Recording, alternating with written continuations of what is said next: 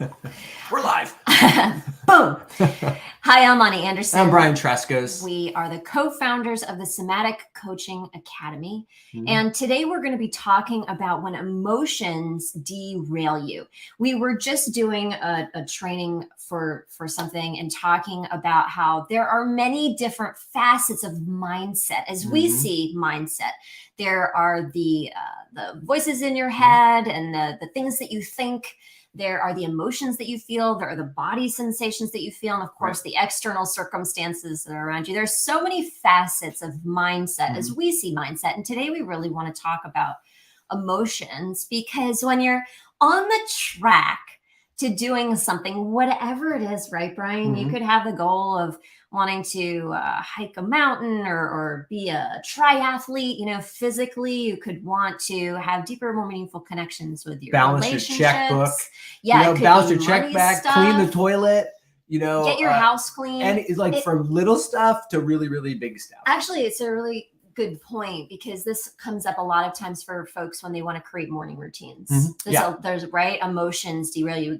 So let's talk about what emotions derailing us might look like. I mean, a lot of times it looks like frustration, right? Yeah, sometimes it's actually like lethargy. Yep. Like depression, lethargy, fatigue. Yep. Yeah, anger, grief, for sure. Like anything really can come up. And it's interesting because I think we live in a culture, Brian, that doesn't really value emotions. Oh yeah, guilt. Yeah. I've never had that happen, which is why I forgot about it. The emotion. the emotion that stops us from doing everything. Guilt. And it's cousin shame. Yeah. So those are really the big ones. Let's just go right there. Yeah. So what was I saying? I don't know, because I felt guilty for interrupting. So in our society, emotions are not just not valued. They're like, the skeletons we keep in the closet. You have emotions? Oh, we don't talk about that. So we're coming into a place in our societies, I think, where we're willing to have conversations that might dip our toes into the waters of we're human beings who have emotions. And I think that's really great. I think we have a really long way to go. I think we have a long way to go in even understanding a lot about emotions and where they come from and what it looks like when it's in your body, like in a healthy kind of functional way. Sure. Right? Yeah. And societally, there's still so much around are emotions acceptable? Which emotions are acceptable? To which degree are they acceptable? And by the way, for whom, right? Whether you're this or that, context, or And we have all these unwritten crazy rules around it that, it's only okay to cry if this happens. And or if you're this person. And it's okay to get angry if this happens, but not if that happens. It's okay to get angry in this way, but not that way. And we have all these unwritten rules around emotions, which are an ever-present force in our lives constantly. It's the water that we're swimming in, right? Like we don't even see these unwritten rules very often until we start to dissect and really start to become aware of the different patterns that we play out as people. Sure. So one of the tenets of how we talk about emotions at the Somatic Coaching Academy is that emotions are two things. Emotions are the sensations that you feel in your body. And by the way, I just said the sensations that we feel in our body. So let's just take feelings for a second and hear me. The sensations that you feel in your body and the stories that we tell about those sensations. And by stories, I mean our conditioning, the thought patterns, the unwritten rules, all of that stuff. So I dissected the feelings into sensations and thoughts, because that's a really important part of our message today. So often our emotions derail us. And what happens is we feel sensations in our body and we make meaning out of those sensations. And that's not a dysfunctional thing. That's just how we operate. Sure. Yeah. Right. But when we can start to really understand that an emotion is those two things, we can start to experience our emotions in a completely different way. Sure. And we'll say too, that sensation experience and the story making happens instantaneously too. And it happens instantaneously because we've been trained to have it instantaneously. We've been conditioned through our society and through our environment growing up what certain emotions mean. You know, in certain cultures, like there's certain cultures that have a high investment in sadness.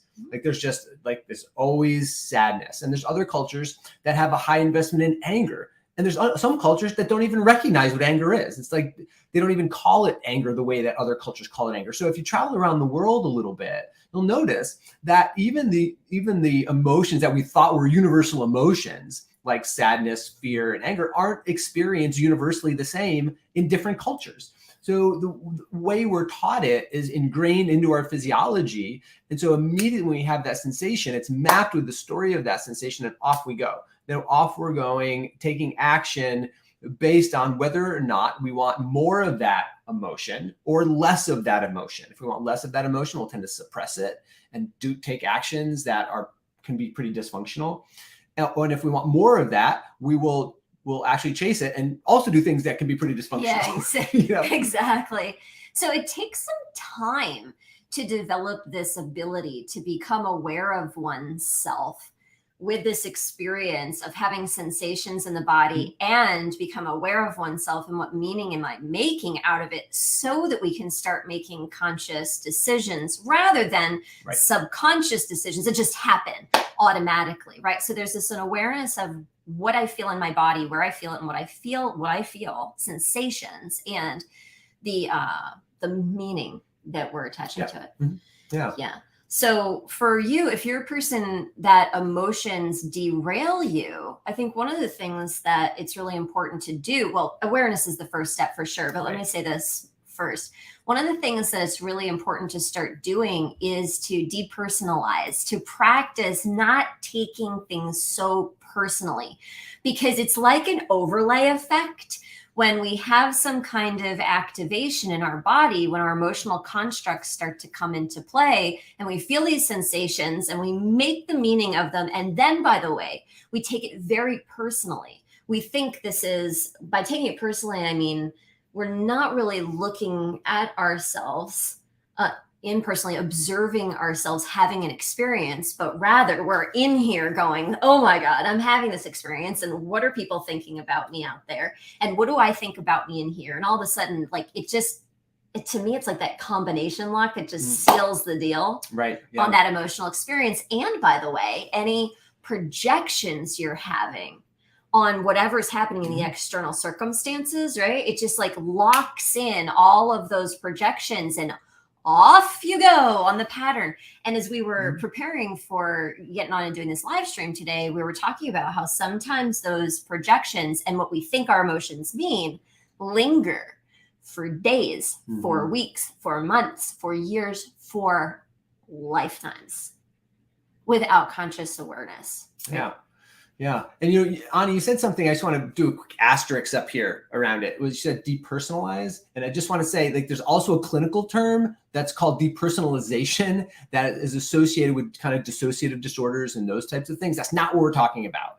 So we're saying not taking it personally kind of is the thing. So not making it about me, or not making it about what's happening out in the world about me so much. And then having it be personalized. When I'm saying step back, look at it from more of a witnessing perspective and notice where am I feeling this in my body, and what does it feel like, is a really great way to start peeling apart the sensory experience from the story that we're making up about those sensations. Exactly. So the next time you have an emotional experience that derails you, remember your friendly friends over at the Somatic Coaching Academy. Oh yeah, Brian and Ani were talking about this thing, and I'm going to stop. So it's like press pause on the trajectory of where your emotional reactions are going. Press pause and ask yourself those two questions that Brian just said. Where in my body do I feel something, sensations? It might be unpleasant, discomfort. What do we like to say? It's undesired sensations in our body. Where do I feel it? And what does it feel like? And for now, that's really enough. I mean, what I want you to know is that awareness level right there short circuits and starts a new trajectory of curiosity and unraveling your emotional reactions rather than continuing down the roller coaster path, wherever it was going. That pause is enough. There's more work that you can do to decode them and modify and reframe them for sure. But that awareness is huge. The first step. Got to take the first step to be able to take the rest of the journey. Yeah. Do that. So speaking of first steps, if this was helpful to you, share it up with somebody who needs to hear it. Also, click like and subscribe. It's awesome because we get to send you more live videos and you find out when we're going live. So no matter where you're watching us, YouTube, Facebook, or LinkedIn, give us a subscribe at the Somatic Coaching Academy so that you can get more live videos. And we will see you soon. See you soon. Bye. Bye-bye.